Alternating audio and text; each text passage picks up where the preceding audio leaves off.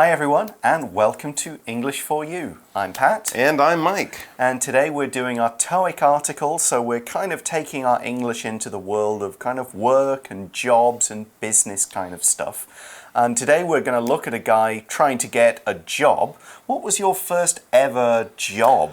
My first ever real paying job, not just doing something for my mother and father and getting a few dollars, but my first proper job was actually at Kentucky Fried Chicken. Really? I was making the chicken at Kentucky Fried Chicken at the age of 16 or 17. Cool. Can you believe people trusted me with their food when I was 17 years old? Oh. Crazy. Do you know the secrets of KFC? Well, it is actually chicken. Okay, a lot of my friends said, is it really cat? And I'm like, it. no, it's chicken. But no, everything comes already mixed. So those famous spices, I don't know what's in there. And I imagine that a lot of the machines have changed over the years. Everything probably is computer controlled now, but you still get greasy and you still burn yourself, I'm sure. And so those were my first job memories. Okay, I worked for a UK catalogue store, which is where you go in, you look at a big book, you mark down all the things you like, and take that piece of paper over to me. I typed it into the till, you paid me the money, you went somewhere else to pick up the actual goods. Oh, okay, that was my third job, but I had to go and get the goods. It was sort of like Amazon before Amazon. Right, yeah. I mean, you're taller, so I don't think I could do some of those jobs so well. I couldn't reach the high shelves. I had to climb up the high shelves to get air conditioners sometimes. I almost died a few times. So there you go. Those are our jobs. Very typical first jobs. No one will hire you to be a CEO or a lawyer or a top-paid doctor for your first job at least. So yeah, these are pretty common experiences, I think. Well, what job is our man Eric in our article going for? Let's read through and find out. Reading. Looking for a job at the new coffee shop. Hey, Eric. Have you seen the new coffee shop near school? Yeah, I'm going to apply for a position there. Oh, that would be fun. Totally. Do you have experience working in a coffee shop? No, but I think I'd be a good choice for the job. Really? Why? I know a lot about coffee. I think I'd be skilled and capable. But you're always late for everything. Yeah, I'll have to try really hard to be on time for work every day. Well then, you should talk to the manager. But the pay is very low. It's only 160 NT dollars an hour. I'm sure there are some benefits, like getting free coffee. That's true. But do they have any jobs available? Yes, there's a job ad in the window. They want to hire some people. Well, put together a list of your work experience and write a letter introducing yourself. After I give those to the boss, I really hope he will talk with me about the job.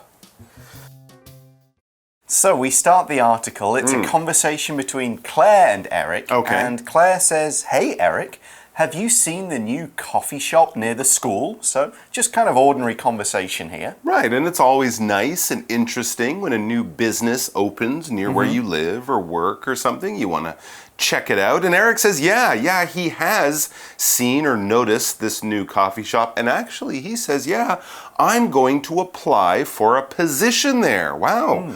Like sitting down, standing up? Not that kind of position. No, in this case, a position would be a job, basically, right? When you're applying for a job or when there are positions available, if you see a sign on a business saying that, that means jobs are available. They're looking for workers. They're looking for employees. So yeah, we use position to talk about lots of different things, but in the world of work, basically it means a job or an open job. For example, what job position are you applying for? Which job would you maybe like to get?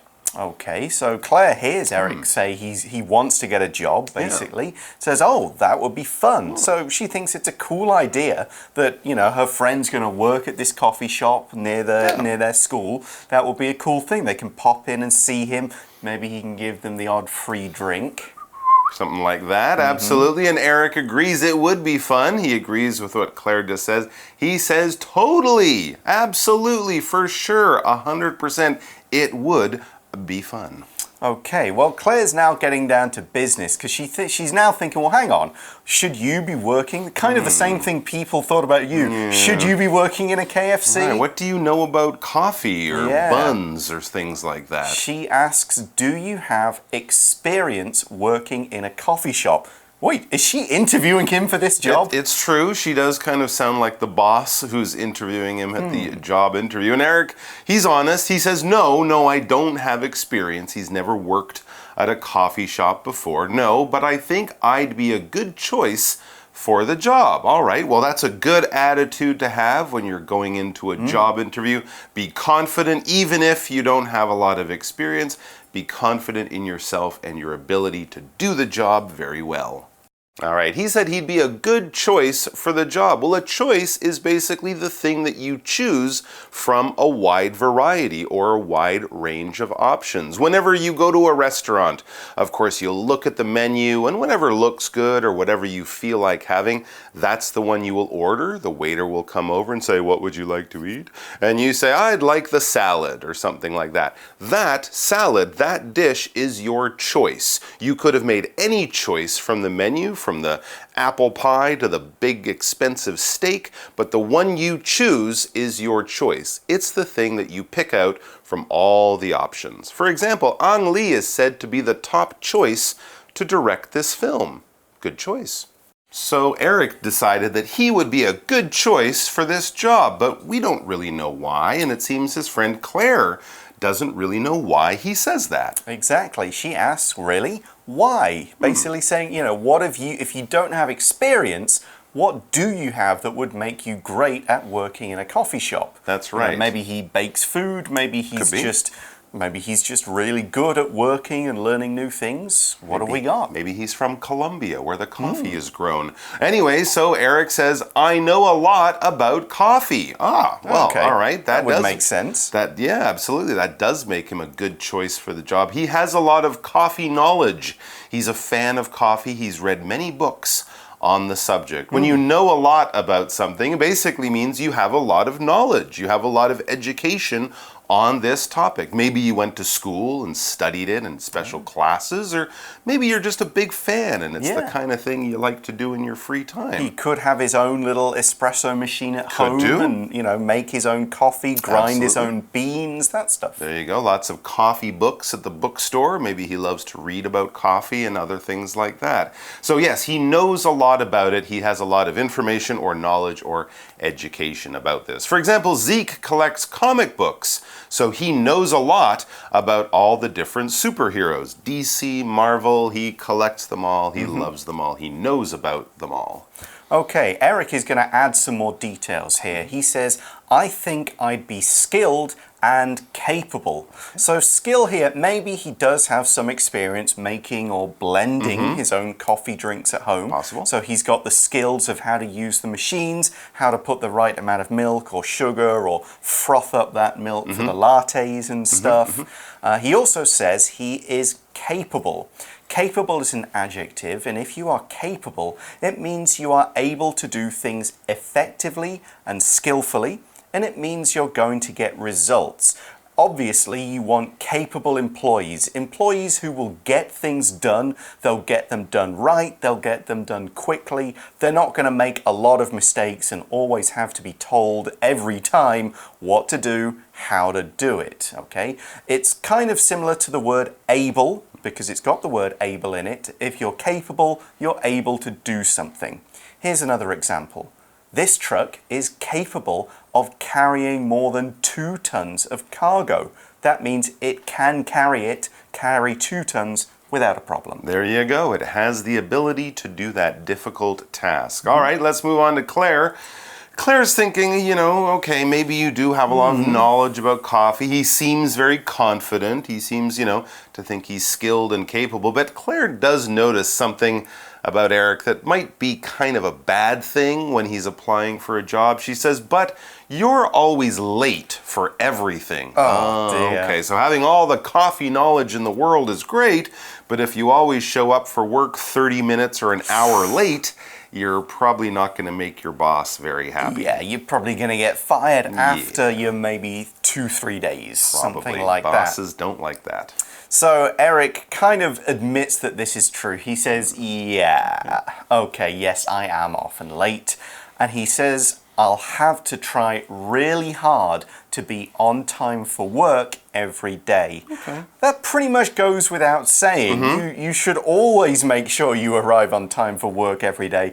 There are certain things you might be able to get away with at your job, but being late all the time is not one of them. It's the kind of thing that will get you fired very quickly. That's right. Well, at least Eric, though, he recognizes and accepts he has a problem with being late. At least he's not like, no, I'm not. I'm never late. I'm always on time. So he'll have to work on that, maybe buy a louder alarm clock for the morning. So just kind of be a little bit more careful and manage his time a little bit better. Plan it out well. Anyway, so Claire's, listening to that, and he sounds serious about this job and serious about, fixing his little problems like being late. So she says, well then, you should talk to the manager. She's heard enough to kind of think that, he has a good chance of getting the job. He'd probably be a good worker. So yeah, go talk to the manager, talk to the boss, talk to the person who hires workers. Yeah, this actually worked for a friend of mine when she went to work in Canada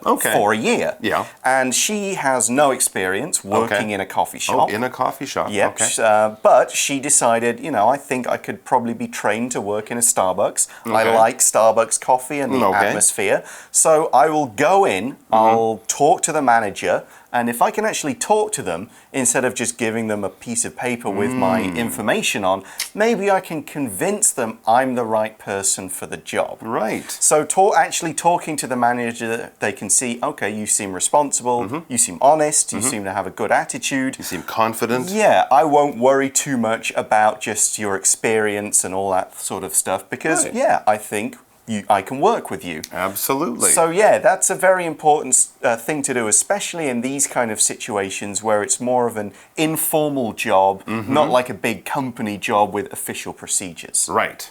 Okay, so that's what Eric wants to do. However, he does have another issue with working here. He's maybe not completely sure. He wants to talk to Claire about this. So he says, but the pay is very low. It's only 160 NT dollars an hour, which I think is pretty much minimum wage in Taiwan. Right. It's about that. It's about as low as it goes. That's the basic pay. But if Eric is saving up for something expensive, like going off to college or buying a car or something, that might be less than he really wants to get. Yeah, let's take a look at that word pay. So your pay, and here the word is a noun, your pay is the money you receive for doing a job. Maybe we say get paid, that's the verb form, you get paid every week, every month, something like that. But it's just the money that you get for doing it. And your pay will change over time. It will usually increase as you get more experience and you show that you're doing a good job. Here we're talking about the starting pay, which is 160 NT an hour. Here's another example. During her first year in the company, Matilda's pay was quite low. And that's usually the case. You start at the lowest part of the pay and you get more pay as you go on. So the pay is probably going to be low. A lot of those jobs in restaurants, fast food places, coffee shops, little stores, often they do pay a little bit lower than maybe you'd like, or at least some other jobs might pay. But Claire's kind of thinking there might be low pay, but there could also be some other positives or benefits or good things that come from working at a coffee shop. She says, I'm sure there are some benefits, like getting free coffee. Yeah, definitely. If you work at a coffee shop, you will definitely be able to get free or at least much cheaper coffee. Yeah, I can use my friend who got the job in the Starbucks in Canada. Okay. She could have one free coffee a day, All just right. any kind, sometime during her shift. Okay. If she wanted to buy like the beans or the grinds to take them home, massive discounts, and Right. also I think one free bag a week. Okay. And she could get big discounts on the other Starbucks stuff like mugs, Sure. glasses, and all their other things, the tea products and stuff like that. Right. So she ended up getting a lot of benefits from that job. There you go. So that's what benefits are. They're basically little side things that you get from your job apart from your salary, apart from the money they pay you. It could be free or cheaper products if you work at a store or a restaurant. If you move up the company ladder and you become a big manager, a big boss, wow, your job perks could be much bigger. You can get paid holidays, you can get free travel, you can maybe even get a company car or something like that. A lot of companies will also pay your cell phone bill if you're using your phone a lot for your work. Exactly. So all of these little benefits, these little extra things you get from your job, these are called job perks. Remember though, these are separate from the money from your salary, from your regular pay. Let's look at a sentence for this word benefits. As a bank manager, Arthur has a driver and a company car as one of his benefits. That is pretty good. So he can work in the car on the way to work because the driver will take care of the driving. And he doesn't need to worry about being too tired or anything like that. He can call people. We should also mention benefits is usually used as a plural. Yeah. In this case, we talk about what are the benefits of this job. It's always plural. And Eric, after listening to Claire telling him about that, thinks, well, that's true. I could get some free coffee maybe. Maybe they'll pay for pay for my snack from something from the coffee shop. There you go. Maybe they'll give me a nice uniform. I'm sure they will, and a cool little hat too, probably. Yeah. Anyway, so Claire says, but, and here's the big question, but do they have any jobs available? Sure. Right. That business might be near your house, it might be something you're interested in doing, but if they're not hiring people, if they don't need people, well, you're not going to get a job there today, that's for sure. So, are they hiring? Are they looking for new workers? Well, Eric says yes. There is a job ad in the window. Excellent. So a job ad is any kind of advertisement that says we are looking for jobs. They could be very simple ones like a piece of paper in the window of a store saying now hiring, inquire, come in to find out, inquire inside, that kind of thing. It could be a job ad in a newspaper saying we're looking for a cleaner, a babysitter, something like that. It could be a post on a website like 104 or LinkedIn to get people to say we're looking for this job, apply here, contact this email address, phone this number, that kind of thing. Some adverts, of course, or advertisements are for products, but here we're saying these are ads that say, we need a job. Come here, we have jobs for you. Here's another example. This job ad says that you need to already have 2 years of work experience to apply. Now that's true, a job ad might not just say, we want you, it might also put some details like salary, qualifications, necessary experience, and so on. So yeah, there's a job ad, maybe just a big piece of paper in the window saying like, we need workers, this much an hour, or, barista position, because if you remember that position is a job role, barista position available. Come inside and ask. Well, I guess Eric might have seen a sign or talked to someone in the store or something like that because he says they want to hire some people. They are looking for new people. And yeah, when you see a new business opening, that's often a good chance to kind of walk in and introduce yourself because obviously a new business will be looking for workers. Yep, and Claire says, well, put together a list of your work experience and write a letter introducing yourself. And this is how you formally apply for a job. We'll go into more detail about that in tomorrow's lesson, but just remember this idea, a list of work experience and a letter introducing yourself. And we'll talk about it again tomorrow. All right. Well, Eric's going to do that for sure. And then he's kind of thinking ahead a little bit. After I give those to the boss, I really hope he will talk with me about the job. Sure, you can go in and hand in your little papers with your work experience and your letter to any staff member, but maybe they'll just end up on the boss's desk or they'll get thrown in a box under a counter somewhere. If you can actually talk to the boss, make eye contact, introduce yourself, and put your letters in their hands, that's a lot better. It will help the boss to sort of remember you as they're looking through the different names later on. Yeah, and of course you probably will have to have a job interview. They'll call you back, They hopefully. don't often just go, okay, I've seen your papers, that's it, you're in. They want to talk to you first. That's another thing we will get into tomorrow, a little bit about a job interview where you meet the boss, you talk to them, you convince them, hey, I'm the right person to hire. All right, well, that is the end of the discussion part of the article. Tomorrow we'll look more into Eric's introductory letter and find out actually what happens with him. But for right now, we're going to go to today's For You Chat question.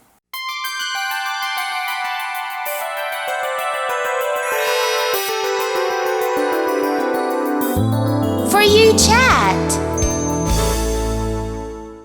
So the question is, do you think you could manage a part-time job and your schoolwork at the same time? Of course, we've both been in the position where we had to think about this when we were at school and college.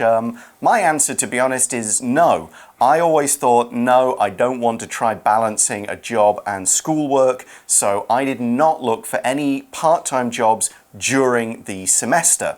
During the summer break, however, I did get small jobs, part-time jobs, just to earn a bit of money to take a trip with friends or buy some nice stuff for the next year. But I never did both at the same time. How about you? Yeah, from the age of whatever, 16 or 17 until today, I've been working pretty much the whole time and studying at the same time too. The good thing about a part-time job is you can often plan it around your school schedule. So, you know, I would work, I think it used to be sort of 2 nights on a week during the week and then half a day on a Saturday and the full day on the Sunday. So that was, you know, adding up a little bit, but it did give me enough time to, you know, do my homework and see my friends. But yes, sometimes you do find that you don't have enough time to like sit down at home and relax. You're always going somewhere and doing something. Oh, well, yeah, I don't think I could have done it. I think it would have been too much for me and I would have thought, oh, forget this job. It is a lot of work. I need to study. Yeah, I don't think I could have done it. I think I'm quite happy with just working in the summer just to make an extra few pounds, as we would say in England. Okay, well, that is the end of today's lesson, but come back tomorrow. We'll see what happens when Eric writes his introductory letter to the coffee shop boss, and we'll find out whether he gets the job. Join us then. Bye for now. Take care. Looking for a job at the new coffee shop. Hey, Eric. Have you seen the new coffee shop near school? Yeah, I'm going to apply for a position there. Oh, that would be fun. Totally. Do you have experience working in a coffee shop? No, but I think I'd be a good choice for the job. Really? Why? I know a lot about coffee. I think I'd be skilled and capable. But you're always late for everything. Yeah, I'll have to try really hard to be on time for work every day. Well, then you should talk to the manager. But the pay is very low. It's only 160 NT dollars an hour. I'm sure there are some benefits, like getting free coffee. That's true. But do they have any jobs available? Yes, there's a job ad in the window. They want to hire some people. Well, put together a list of your work experience and write a letter introducing yourself. After I give those to the boss, I really hope he will talk with me about the job. Vocabulary Review. Position. Trish applied to work at a pet store, but the position had already been filled. Choice. Amanda was the director's first choice to play the leading role, but she said no. Know a lot about. Fabian collects old cars, and he knows a lot about fixing them. capable. John is a very capable student, which is why he gets good grades. Pay. Hillary loves working at the art museum, but the pay is not very good. Benefits. This job pays 40,000 NT dollars a month, but there are extra benefits, such as 15 days of paid holiday per year. Job ad. Bob wanted to hire an assistant, so he put a job ad on Facebook.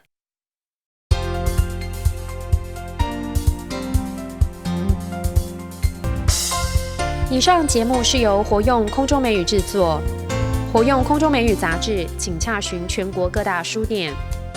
如欲索取试听教材，请来电02-2364-4000 02-2364-4000，或上网查询，网址是 www.english4u.net www.english4u.net